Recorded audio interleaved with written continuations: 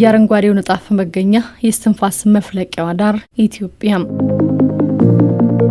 የተፈጥሮ የልብ ወዳጇ ሀገር ቀደም ባሉት ጊዜያት 40 በመቶ ያህል የደን ሽፋንን እንደ ካባ ደርባም ዘመናትን ዘልቃለች። ታዲያ ቀን ቀንን ሲወልድ ጊዜ ጊዜን ሲተካ ይህ ሀብት እየመነመነ የውበት እየደበዘዘ መጣ። ይሁንና ከመዳፉ እየወጣ ያለውን አረንጓዴ ወርቅ ዳግም ለመመለስ ልጆቿ ተኝተው አላደሩም። ጉዞ ከወገቧ የላላውን የአረንጓዴ መቀነት ወደ ማጥበቅ ሲል በአረንጓዴ አሻራ መርሃ ግብር መንገዱን ጀመረ።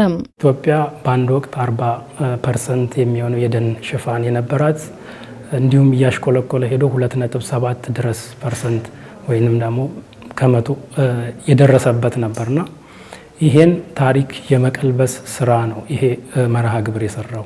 መርሃ ግብሩ ሲጀመር በ2011 እንግዲህ 17.2% ወይ ደግሞ 17.2 ከመቶ ነበረ የኢትዮጵያ የደን ሽፋን።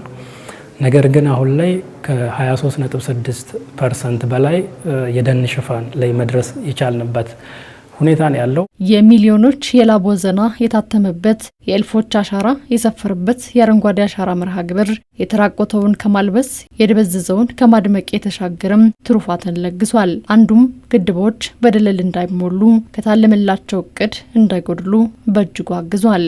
ከዛ ላይ ተጠርጎ ወደ እንደ አባይ ባሉ ወንዞች አገር ለቆ የሚሄደው የአፈር ደለል መጠን 1.9 ቢሊዮን ቶን እንደነበረ ነው ከዚህ ቀደም የተጠኑ ጥናቶች። በ10 እጥፍ ቀንሰ ነው አሁን 200 ሚሊዮን ነው የሚሄደው። ግድቦቻችን አብዛኛውን ጊዜ በደለል የመሞላት እድል አላቸው። ዛሬ ግን ይሄ መርሃ ግብር ትልቅ ተስፋን የሰጠን ነው። በዋናነት የህዳሴ ግድብን መውሰድ ብንችል ከፍተኛ የሆነ ርብርብ እየተሰራበት ካሉት አንዱ የአባይ ቤዝን ነውና በዚህ ውስጥ እየተሰራ ያለው ስራ አንደኛው ትልቁን ግድባችንን ከመጠበቅ አንጻር ከፍተኛ የሆነ ስራ እየተሰራ ነው። ዛሬ ምስጋና ለአረንጓዴ አሻራ መርሃ ግብር ይግባውና በደለል የሚሞላ ግድብ ከመዳፍ የሚያመልጥ አፈር የለም። አረንጓዴው ጉዞ ወርቃማውን ሀብት ከጎጆ እንዲሰክን አድርጎታል። ደለል ሆኖ የኃይል ማመንጫ ግድቦቻችን አቅም የሚያዳክም እንዳያመርቱ የሚያደርግ እዚህ ላይ ደግሞ ማሳው ላይ ከአርሶ አደሩ ማሳ ተራክቶ ምርትና ምርታማነትን የሚቀንስ የነበረውን ማዳን ችለናል። ከዚህም የተነሳ ዘርፎር የሰብል ምርታችን በአርሶ አደሩ ማሳ ከፍ ብሏል። መገንባቱ አንድ ነገር ሆኖ እነዚህ ግድቦች በደለል እንዳይሞሉ መጠበቁ የአርሶ አደሩ፣ የመንግስት፣ የባለሙያ የኔ ትልቅ ኃላፊነት መሆን አለበት። የሚታጠበው አፈር ከእርሻ ላይ 170 ቶን ነበረ።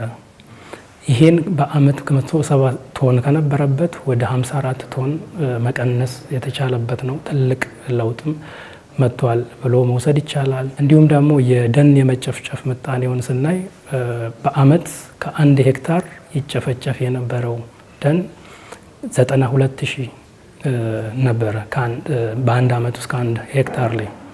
ያም በከፍተኛ ደረጃ የደን የመጨፍጨፍ ምጣኔው ወደ 27.7 ሄክታር ማውረድ የተቻለበት ነው። የደኖች መመናመንን ታሪክ ያደረገው አረንጓዴው ልማት አንድ ብሎ ጀምሮ ዛሬ የ8 ዓመት ዕድሜን አስቆጥሯል። በእድሜውም ልክ እልፍ ትሩፋትን እንኋችሁ ብሏል። ይህ ይሳካ ዘንድም ዜጎች በኔነት ስሜት ያሳረፉት አሻራም በያገባኛል እሳቤ ያኖሩት ማህተብ ትልቁን ህልም ስጋ አልብሶታል። መንግስት ያቀረበውን ጥሪ ህዝቡ ተቀብሎ በነቂስ በመውጣት ባለበት አካባቢ ችግኞችን ሲተክል ሲንከባከብ ነበረ።